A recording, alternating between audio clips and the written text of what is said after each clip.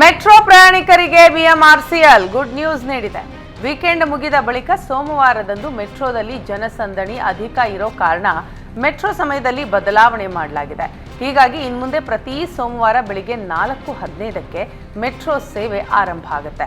ಜನವರಿ 13 ಸೋಮವಾರದಿಂದ ಹೊಸ ಸಮಯ ಚಾಲ್ತಿಗೆ ಬರಲಿದೆ. ಇಷ್ಟು ದಿನ ಬೆಳಿಗ್ಗೆ 5ಕ್ಕೆ ಆರಂಭ ಆಗ್ತಾ ಇತ್ತು. ಆದರೆ ಪ್ರಯಾಣಿಕರ ಸಂಖ್ಯೆ ಏರಿಕೆ ಆಗ್ತಾ ಇರೋದ್ರಿಂದ ಬೆಳಿಗ್ಗೆ 4:15ಕ್ಕೆ ಮೆಟ್ರೋ ಸಂಚರಿಸಲಿದೆ. ಇನ್ನುಳಿದ ದಿನಗಳಲ್ಲಿ ಯಾವುದೇ ಬದಲಾವಣೆ ಇರೋದಿಲ್ಲ. ಮಂಗಳವಾರದಿಂದ ಭಾನುವಾರದವರೆಗೆ ಬೆಳಿಗ್ಗೆ 5ಕ್ಕೆ ಮೆಟ್ರೋ ಸೇವೆ ಯಥಾಸ್ಥಿತಿಯಲ್ಲಿ ಮುಂದುವರಿಯಲಿದೆ. ಸೋಮವಾರ ಪ್ರಯಾಣಿಕರ ಸಂಖ್ಯೆ ಹೆಚ್ಚಾಗುವ ಹಿನ್ನೆಲೆಯಲ್ಲಿ ಆ ದಿನ ಮಾತ್ರ ಸಮಯದಲ್ಲಿ ಬದಲಾವಣೆ ಮಾಡಲಾಗಿದೆ. ದೂರದ ಊರಿನಿಂದ ಬರುವವರ ಅನುಕೂಲಕ್ಕಾಗಿ ಸಮಯದಲ್ಲಿ ಬದಲಾವಣೆ ತರಲಾಗಿದೆ ಅಂತ ನಮ್ಮ ಮೆಟ್ರೋ ನಿಗಮ ಪ್ರಕಟಣೆಯಲ್ಲಿ ತಿಳಿಸಿದೆ. ಆಶಾ ಕಾರ್ಯಕರ್ತೆಯರ 4 ದಿನಗಳಿಂದ ನಡೆಸ್ತಾ ಇದ್ದ ಮುಷ್ಕರ ವಾಪಸ್ ಪಡೆಯಲಾಗಿದೆ. ಸಿಎಂ ಜೊತೆಗಿನ ಸಂಧಾನ ಸಭೆಯ ಬಳಿಕ ಫ್ರೀಡಂ ಪಾರ್ಕ್ನಲ್ಲಿ ಪ್ರತಿಭಟನೆ ಕೈಬಿಟ್ಟಿದ್ದಾರೆ. ಸರ್ಕಾರವು ತಿಂಗಳಿಗೆ 10,000 ರೂಪಾಯಿ ಗೌರವ ಧನ ನೀಡುವುದಾಗಿ ಸಿಎಂ ಹೇಳಿದರು. ಇದರಲ್ಲಿ ರಾಜ್ಯ ಸರ್ಕಾರದಿಂದ 5,000 ಮತ್ತು ಕೇಂದ್ರ ಸರ್ಕಾರದಿಂದ 5,000 ಹಣ ನೀಡಲಿದೆ. ಇನ್ನು ಆಶಾ ಕಾರ್ಯಕರ್ತೆಯರ ಪ್ರತಿಭಟನೆಯ ಬಗ್ಗೆ ಹಲವು ಬಾರಿ ಸಂಧಾನ ನಡೆಸಿ ಸುಸ್ತಾಗಿದ್ದ ಸರ್ಕಾರ ಇದೀಗ ಆಶಾ ಕಾರ್ಯಕರ್ತೆಯರ ಮನವೊಲಿಸೋದರಲ್ಲಿ ಕೊನೆಗೂ ಸಕ್ಸಸ್ ಆಗಿದೆ. ಪೋರ್ಟಲ್ ಸಮಸ್ಯೆ, ಆರೋಗ್ಯ ಸಮಸ್ಯೆಗಳಿಗೆ ಹೆಚ್ಚುವರಿ ರಜೆಗಳನ್ನು ಒದಗಿಸುವುದನ್ನು ಸಹ ಸರ್ಕಾರ ಭರವಸೆ ಕೊಟ್ಟಿದೆ. ಗೌರಿ ಲಂಕೇಶ್ ಹತ್ಯೆ ಪ್ರಕರಣದಲ್ಲಿ ಬಂಧಿತರಾಗಿದ್ದ ಎಲ್ಲ ಆರೋಪಿಗಳಿಗೂ ಜಾಮೀನು ಮಂಜೂರಾಗಿದೆ.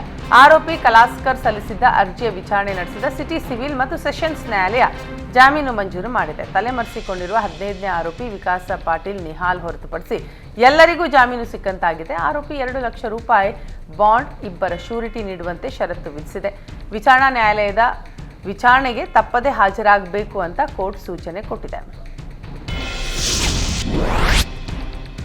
7ನೇ ತರಗತಿ ವಿದ್ಯಾರ್ಥಿಯೋರ್ವ ಮನೆಯಲ್ಲಿ ನೇಣು ಬಿಗಿದುಕೊಂಡು ಆತ್ಮಹತ್ಯೆಗೆ ಶರಣಾಗಿರುವ ಘಟನೆ ತುಮಕೂರಿನ ವಿಜಯನಗರದಲ್ಲಿ ನಡೆದಿದೆ. ಸರ್ವೋದಯ ಸ್ಕೂಲ್ನಲ್ಲಿ 7ನೇ ತರಗತಿ ಓದ್ತಾ ಇದ್ದ ತ್ರಿಶಾಲ್ ಮೃತ ವಿದ್ಯಾರ್ಥಿ ಪಾರಿವಾಳ ಬೆಟ್ಟಿಂಗ್ ವಿಚಾರವಾಗಿ ಸ್ನೇಹಿತರ ಜೊತೆ ಗಲಾಟೆ ಮಾಡಿಕೊಂಡು ಆತ್ಮಹತ್ಯೆ ಮಾಡಿಕೊಂಡಿರುವ ಶಂಕೆ ವ್ಯಕ್ತವಾಗಿದೆ. ಮೃತ ವಿದ್ಯಾರ್ಥಿ ಕೈಯಲ್ಲಿ ಡೆತ್ ನೋಟ್ ಸಿಕ್ಕಿದ್ದು ಸ್ಥಳಕ್ಕೆ ವಿಜಯನಗರ ಪೊಲೀಸರು ಭೇಟಿ ಕೊಟ್ಟು ಪರಿಶೀಲನೆ ನಡೆಸಿದ್ದಾರೆ. ಡೆತ್ ನೋಟ್ ಆಧರಿಸಿ ತನಿಖೆ ಮುಂದುವರೆಸಿದ್ದಾರೆ.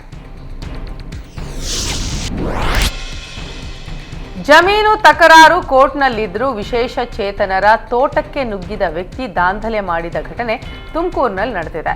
ವಿವಾದದಲ್ಲಿರುವ ಜಮೀನು ತನ್ನದು ಅಂತ ಕಬಳಿಸಲು ಮುಂದಾದ ವ್ಯಕ್ತಿಯೊಬ್ಬ ಜಮೀನಿಗೆ ನುಗ್ಗಿ ತೆಂಗಿನ ಮರಗಳನ್ನು ನೆಲಸಮ ಮಾಡಿದ್ದಾನೆ. ಜಮೀನು ಮಾಲೀಕರಿಗೆ ಮಾತು ಬರೋದಿಲ್ಲ, ಕಿವಿ ಕೇಳಿಸಲ್ಲ. ಅಂತಹ ವಿಶೇಷ ಚೇತನರ ಜಾಗಕ್ಕೆ ಪೊಲೀಸರೊಂದಿಗೆ ಏಕಾಏಕಿ ನುಗ್ಗಿದ ವ್ಯಕ್ತಿ ಜೆಸಿಬಿ ಮೂಲಕ ತೆಂಗಿನ ಮರಗಳನ್ನು ನೆಲಕ್ಕೆ ಉರುಳಿಸಿದ್ದಾನೆ.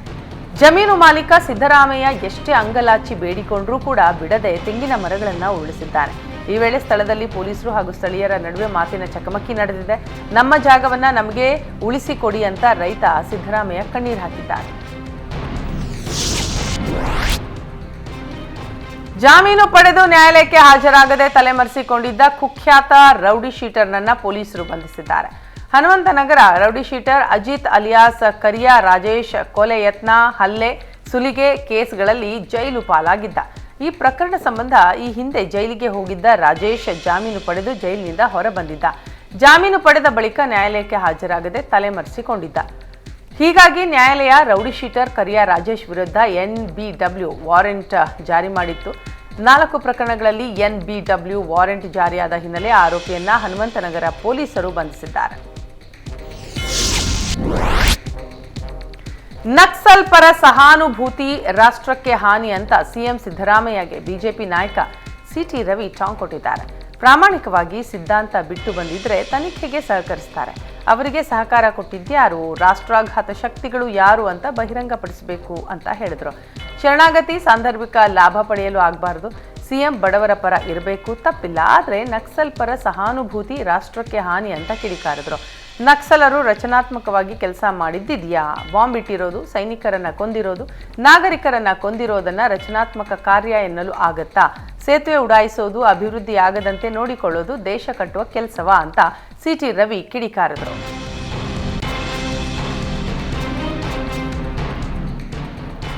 ತಾಯಿಯೊಂದಿಗೆ ಜಗಳ ಮಾಡ್ತಾ ಇದ್ದ ತಮ್ಮನಿಗೆ ಅಣ್ಣನೇ ಚಾಕುವಿನಿಂದ ಇರಿದು ಕೊಲೆ ಮಾಡಿರುವ ಘಟನೆ ಕೆಜಿಹಳ್ಳಿಯ ಅನ್ವರ್ ಲೇಔಟ್ನಲ್ಲಿ ನಡೆದಿದೆ. ಅಕ್ರಮ್ ಬೇಗ್ ಅಣ್ಣನಿಂದಲೇ ಕೊಲೆಯಾದ ವ್ಯಕ್ತಿ. ಅಕ್ಬರ್ ಸಹೋದರನನ್ನೇ ಕೊಲೆಗೈದ ಆರೋಪಿ. ತಾಯಿ ಅಮ್ರೀಜ್ ಬೇಗ್ಗೆ 3 ಮಕ್ಕಳಿದ್ದು, ಹಿರಿಯ ಪುತ್ರ ಅಕ್ಬರ್ ಮತ್ತು ಮಗಳು ಬೇರೆ ಕಡೆ ವಾಸ ಇದ್ರು. ಅಮ್ರೀಜ್ ಬೇಗ್ ಚಿಕ್ಕ ಮಗನೊಂದಿಗೆ ಅನ್ವರ್ ಲೇಔಟ್ನಲ್ಲಿ ವಾಸ ಇದ್ರು. ಹಿರಿಯ ಪುತ್ರ ಅಕ್ಬರ್ ತಾಯಿಯನ್ನ ನೋಡಲು ಅನ್ವರ್ ಲೇಔಟ್ನ ನಿವಾಸಕ್ಕೆ ಬಂದಿದ್ದ. ತಾಯಿಯ ಜೊತೆ ವಾಸ ಇದ್ದ ಕಿರಿಯ ಪುತ್ರ ಅಕ್ರಮ್ ಬೇಗ್ ಕುಡಿದು ಬಂದು ಗಲಾಟೆ ಶುರು ಮಾಡಿದ್ದ. ಸಹೋದರನ ಜಗಳದಿಂದ ಬೇಸತ್ತು ಅಕ್ಬರ್ ಅಡುಗೆ ಮನೆಯಲ್ಲಿದ್ದ ಚಾಕು ತಂದು ಹಲ್ಲೆ ಮಾಡಿದ್ದಾನೆ.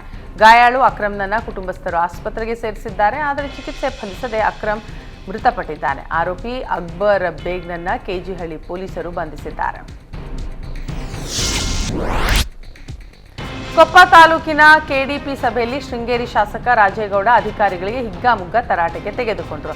ಸಭೆಗೆ ತಡವಾಗಿ ಬಂದ ಅಧಿಕಾರಿಗಳ ಮೇಲೆ ಗರಂ ಆದರು. ತಹಶೀಲ್ದಾರ್ ಇಲ್ಲೇ ಇದ್ದಾರೆ, ಉಳಿದೆಲ್ಲ ಅಧಿಕಾರಿಗಳು ಎಲ್ಲಿದ್ದಾರೆ ಅಂತ ಕೆಂಡಾಮಂಡಲರಾದರು. ಶಾಸಕರು ಕೂಗಾಡ್ತಾ ಇದ್ದಂತೆ ಒಳಗೆ ಬಂದ ಅಧಿಕಾರಿಗಳಿಗೆ ಕ್ಲಾಸ್ ತೆಗೆದುಕೊಂಡಿದ್ದಾರೆ. ಕತ್ತೆ ಕಾಯಕ್ ಬರ್ತೀಯೇನಪ್ಪ ನೀನು, ಕೂತ್ಕೋ ಅಲ್ಲಿ, ಸರ್ಕಾರದ ಸಂಬಳ ತಿನ್ಕೊಂಡು ಹರಟೆ ಮಾಡ್ಕೊಂಡು ಕೂತ್ ಬಿಡ್ತೀರಾ, ನಿಮ್ಗೆ ಏನಾದರೂ ಜ್ಞಾನ ಇದೆಯಾ ಅಂತ ಪ್ರಶ್ನಿಸಿದರು. ಕರ್ನಾಟಕ ರಾಜ್ಯ ಅಕ್ಕ ಮಹಾದೇವಿ ಮಹಿಳಾ ವಿಶ್ವವಿದ್ಯಾಲಯದಿಂದ ಗೌರವ ಡಾಕ್ಟರೇಟ್ ಪದವಿ ಪಡೆದ ಖ್ಯಾತ ನಟಿ ತಾರಾ ಅನುರಾಧಾಗೆ ರಾಜ್ಯಪಾಲರು ಅಭಿನಂದನೆ ಸಲ್ಲಿಸಿದ್ದಾರೆ. ರಾಜ್ಯಪಾಲ ಥಾವರ್ಚಂದ್ ಗೆಹ್ಲೋಟ್ ಭೇಟಿಯಾದ ನಟಿ ರಾಧಾಗೆ ರಾಜ್ಯಪಾಲರು ಅಭಿನಂದನೆ ಸಲ್ಲಿಸಿದರು.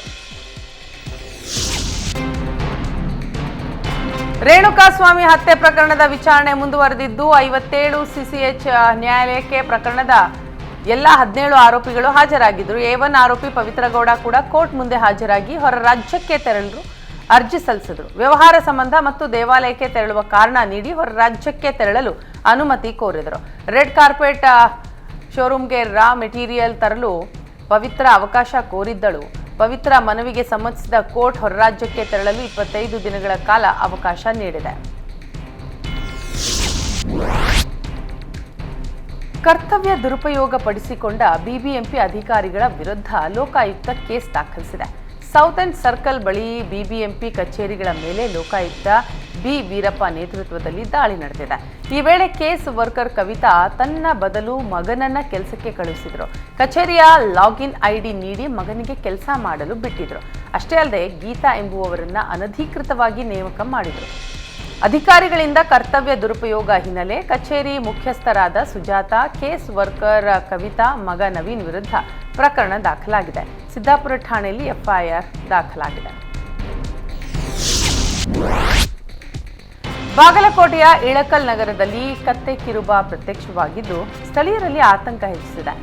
3 ದಿನಗಳ ಹಿಂದೆ ವೀರಮಣಿ ಕ್ರೀಡಾಂಗಣದಲ್ಲಿ ಪ್ರತ್ಯಕ್ಷವಾಗಿ ಕತ್ತೆ ಕಿರುಬ ಆತಂಕ ಮೂಡಿಸಿದೆ. ಕತ್ತೆ ಕಿರುಬ ಸೆರೆಗೆ ಅರಣ್ಯಾಧಿಕಾರಿಗಳು ಕಾರ್ಯಾಚರಣೆ ನಡೆಸುತ್ತಿದ್ದಾರೆ. ಕ್ರೀಡಾಂಗಣದ ಸುತ್ತಮುತ್ತ ಕತ್ತೆ ಕಿರುಬಕ್ಕಾಗಿ ಹುಡುಕಾಟ ನಡೆದಿದೆ. ರಾತ್ರಿ 2 ಅರಣ್ಯ ಇಲಾಖೆ ಸಿಬ್ಬಂದಿ ಗಸ್ತು ತಿರುಗ್ತಾ ಇದ್ದಾರೆ. ಅರಣ್ಯ ಇಲಾಖೆ ಸಿಬ್ಬಂದಿಗೆ ಸ್ಥಳೀಯರು ಸಾಥ್ ನೀಡಿದ್ದಾರೆ.